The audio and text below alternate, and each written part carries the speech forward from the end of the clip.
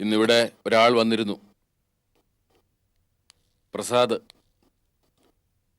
കുറച്ചേരം സംസാരിച്ചു, പിന്നെ പോയി.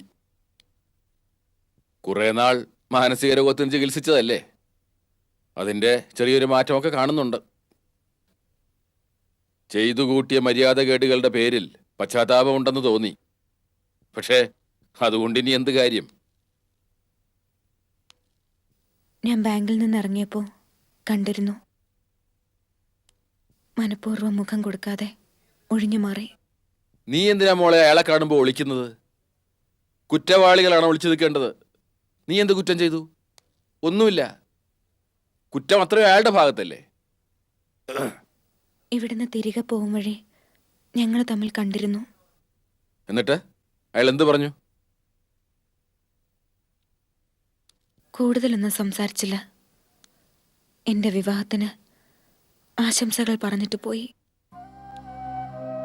ഒരിക്കലും എൻ്റെ ലൈഫിൽ ഇനി ശല്യമാവില്ല എന്നും പറഞ്ഞു.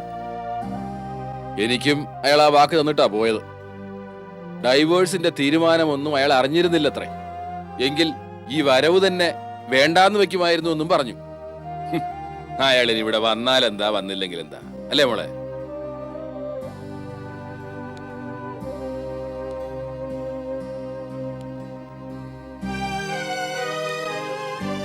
നീ എന്താ ഒന്നും മിണ്ടാത്തത്?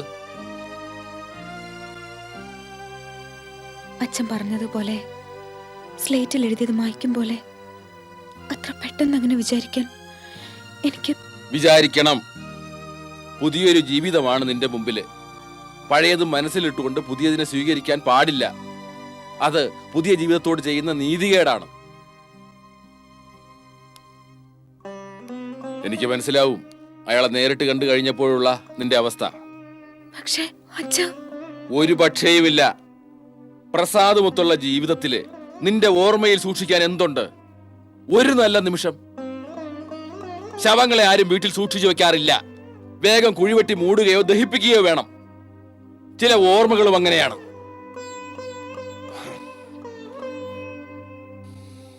ഏതായാലും നിന്റെ ജീവിതത്തില് ഇനിയൊരു തടസ്സമാവില്ലെന്ന് അയാൾ വാക്ക് തന്നില്ലേ? ആരിൽ നിന്നാണോ നമുക്ക് ആ ഉറപ്പ് കിട്ടേണ്ടത്, അയാളിൽ നിന്ന് തന്നെ അത് കിട്ടിക്കഴിഞ്ഞു. നമുക്കത് മതി.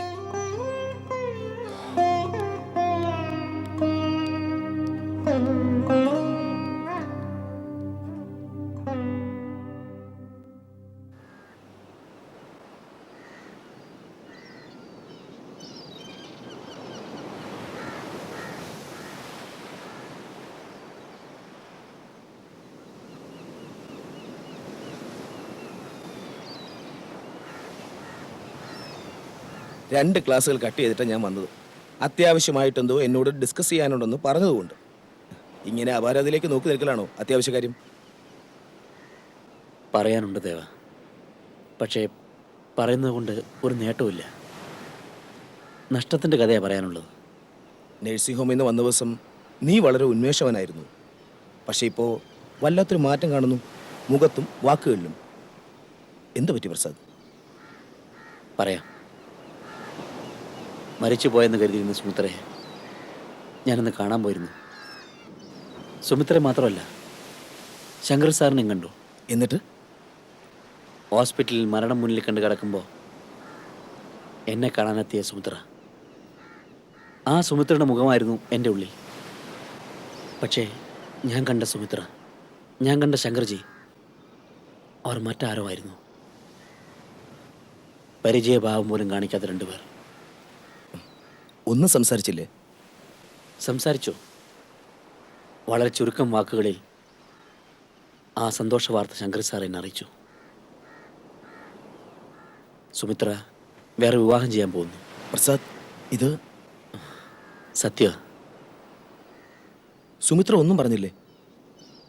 ഇല്ല. വലിയൊരു ഭാരം ഒഴിഞ്ഞു പോയ ആശ്വാസമുണ്ടായിരുന്നു സുമിത്രയുടെ കണ്ണുകളിൽ. പ്രസാദ് എന്ന ഭാരം.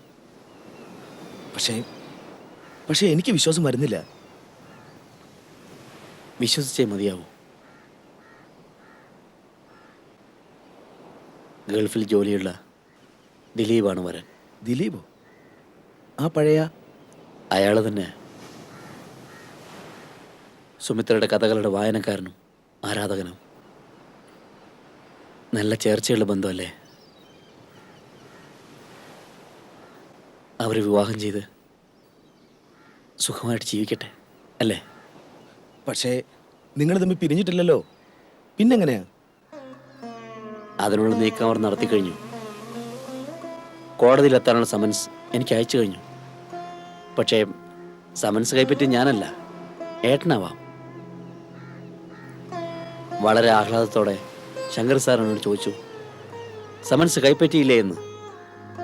ഡിവോഴ്സിനുള്ള നീക്കം ഞങ്ങൾ നടത്തിയിട്ടും പിന്നെയും നീ എന്തിനു വലിഞ്ഞു കയറി വന്നു എന്നായിരുന്നു ആ ചോദ്യത്തിൻ്റെ പൊരുൾ. ഇപ്പോൾ എനിക്ക് വ്യക്തമാകുന്നു. സുമിത്രയെ കാണാൻ ഞാൻ പോകുന്നു എന്ന് പറഞ്ഞപ്പോൾ രമേശ് ചേട്ടൻ നിറഞ്ഞതിൻ്റെ കാരണം, ആ മുഖത്തെ പിരിമുറുക്കം ഇതായിരുന്നു. കോടതിയിൽ നിന്നും വന്ന ആ കടലാസായിരുന്നു അതിന് കാരണം. പാവൻ രമേശ് ചേട്ടൻ സത്യം എന്നെ അറിയിക്കാൻ പേടിച്ച് നല്ല മാനസിക സമ്മർദ്ദത്തിലായിരുന്നു. ഇനിയിപ്പോൾ രമേശ് ചേട്ടന് സമ്മർദ്ദം അനുഭവിക്കേണ്ട കാര്യമില്ല. കാര്യങ്ങൾ ഞാൻ അറിഞ്ഞല്ലോ.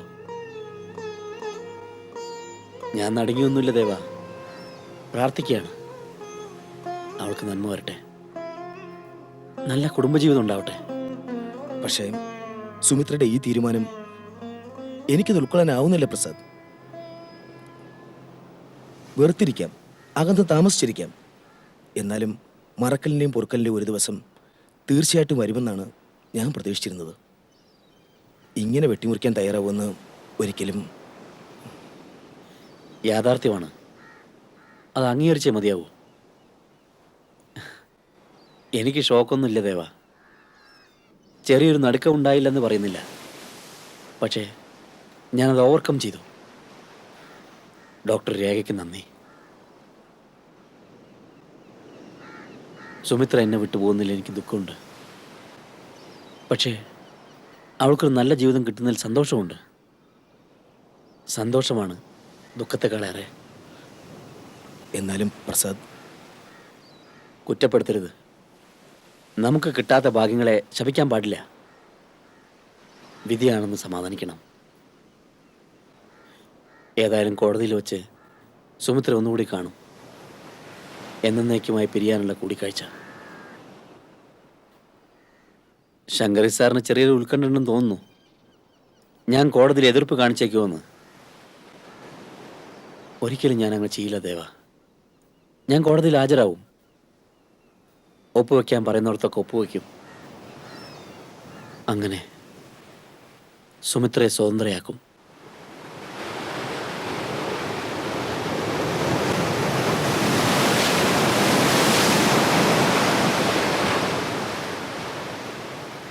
ആ പിന്നെ ഒരു തമാശ ഉണ്ടായി ദേവ. മടങ്ങി പോരാൻ നേരം ശങ്കർ സാർ എനിക്കൊരു ഉപദേശം തന്നു. ഞാനും മറ്റൊരു വിവാഹം ചെയ്യാൻ. കൊള്ളാല്ലേ? എനിക്കത് തമാശയായിട്ട് തോന്നുന്നില്ല. എന്തുകൊണ്ട് തനിക്കതായിക്കൂടാ?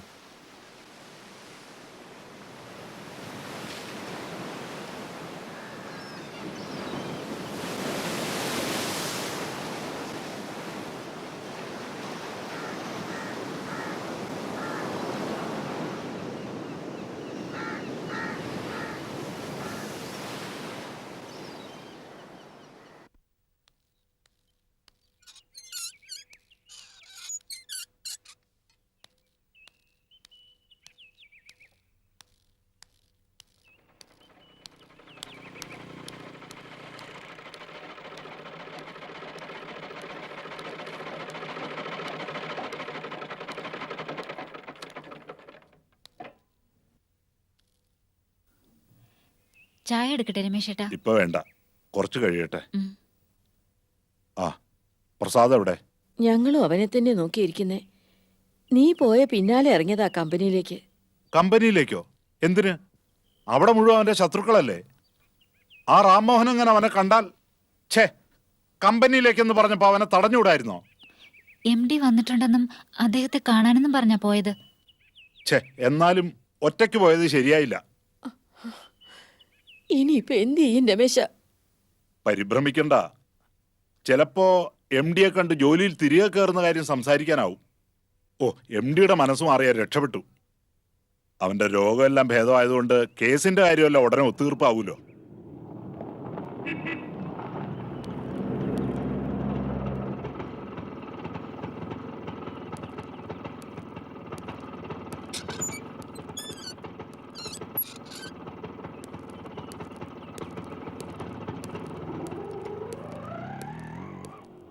നീ എന്താ പ്രസാദെ കാണിച്ചത്?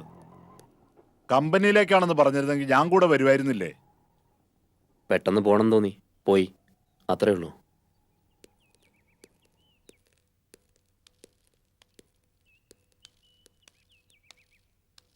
പോയിട്ട് എന്തായി പ്രസാദ്? എം ഡിയെ കണ്ടോ? കണ്ടു.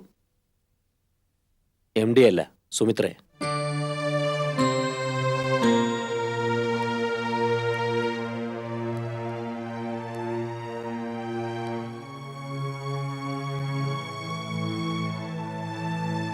എവിടെയാ സമൻസ്?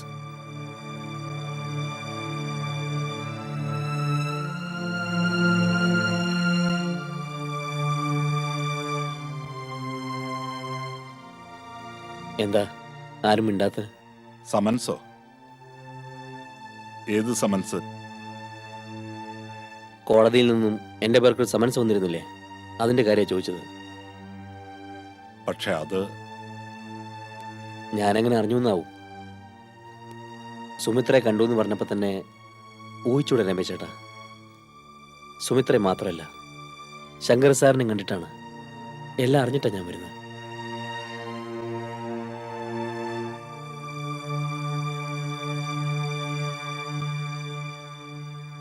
ഇപ്പം മനസ്സിലായി സുമിത്രയെ കാണാൻ പോരുതെന്ന് രമേശ് ചേട്ടൻ പറഞ്ഞതിൻ്റെ അർത്ഥം. എത്ര നേരം എന്നോട് വാദിക്കേണ്ടി വന്നു? അതിൻ്റെ വല്ല ആവശ്യമുണ്ടായിരുന്നോ? കോടതിയിൽ നിന്നും വന്ന ആ കടലാസ് എന്നെ കാണിച്ചാൽ പോരായിരുന്നോ? എത്ര ദിവസം അത് മറച്ചു വയ്ക്കാൻ പറ്റും? എന്തായാലും കൃത്യ ദിവസം ഞാൻ കോടതിയിൽ ഹാജരാവണമല്ലോ. നിന്നോട് ഞാൻ മനഃപൂർവ്വം പറയാതിരുന്നതാണ്. ഈ വിവരം നീ അറിഞ്ഞാൽ എന്താ ഉണ്ടാവുക എന്ന് ഞാൻ ഭയന്നു. എന്തുണ്ടാവാനാ രമേശ് ചേട്ടാ? ഏതെങ്കിലും ഒരു ദിവസം ഈ കടലാസ് എന്നെ തേടി വരേണ്ടതല്ലേ? വരുമെന്ന് നമുക്ക് എല്ലാവർക്കും ഉറപ്പുണ്ടായിരുന്നല്ലേ? പിന്നെ അതങ്ങനെ എനിക്കൊരു ഷോക്കാവും. ശരിയാണ്, പഴയ പ്രസാദിന് ഈ ആഘാതം താങ്ങാൻ കഴിയുമായിരുന്നില്ല. പ്രസാദേ, സുമിത്ര അറിഞ്ഞുകൊണ്ടാണോ കോടതി നീ കടലാസ് അയച്ചത്? അതെ അമ്മ, ഞങ്ങൾ പിരിഞ്ഞു താമസിക്കാൻ തുടങ്ങിയിട്ട് കുറെ നാളായല്ലോ. ഇങ്ങനെ നീണ്ടുപോയ സുമിത്രയുടെ ജീവിതത്തിന് എന്താ ഒരു ലക്ഷ്യം? ലീഗലായി ബന്ധം വേർപെട്ട് കിട്ടിയ സുമിത്രയ്ക്കൊരു ഭാവി ഉണ്ടാവും, ഒരു പുതിയ വിവാഹബന്ധം. പുതിയ വിവാഹോ? അതെ, അങ്ങനെ ഒരു ബന്ധം ശങ്കർ സാർ തീരുമാനിച്ചു കഴിഞ്ഞു. ദിലീപാണ് വരൻ. രമേശ, നീ ഇത് കേൾക്കുന്നുണ്ടോ? ഞാൻ അറിഞ്ഞോ അമ്മേ? ഇല്ല, സുമിത്ര അറിഞ്ഞുകൊണ്ടാകില്ല ഇങ്ങനൊരു ആലോചന. ഞാൻ അറിയുന്ന സുമിത്ര ഒരിക്കലും ഇതിന് സമ്മതിക്കില്ല. പക്ഷേ അതാണമ്മേ സത്യം. സുമിത്രയുടെ സമ്മതത്തോടെയാണ് ഈ വിവാഹം നിശ്ചയിച്ചിരിക്കുന്നത്. എങ്കിൽ എനിക്ക് എൻ്റെ മരുമകളെ ഒന്ന് കാണണം, നേരിട്ട് ചോദിക്കണം. ഈ ദിലീപിന് വേണ്ടിയായിരുന്നോ എൻ്റെ പ്രസാദനെ വേണ്ടെന്ന് വെച്ചതെന്ന് ഞാൻ ചോദിക്കും. അരുതമ്മേ, വേണ്ട, അതിൻ്റെ ആവശ്യമില്ല. എൻ്റെ ജീവിതം എങ്ങനെയാവണം തീരുമാനിക്കാൻ എനിക്ക് അവകാശമുള്ളതുപോലെ സുമിത്രയുടെ ജീവിതം എന്താവണം തീരുമാനിക്കാൻ അവൾക്ക് അവകാശമുണ്ട്. ശരിയെന്ന് സുമിത്രയ്ക്ക് ബോധ്യമുള്ള തീരുമാനമാണ് അവളെടുത്തിരിക്കുന്നത്. അത് ചോദ്യം ചെയ്യാൻ എനിക്കോ അമ്മയ്ക്കോ ആർക്കും തന്നെ അവകാശമില്ല, അർഹതയില്ല.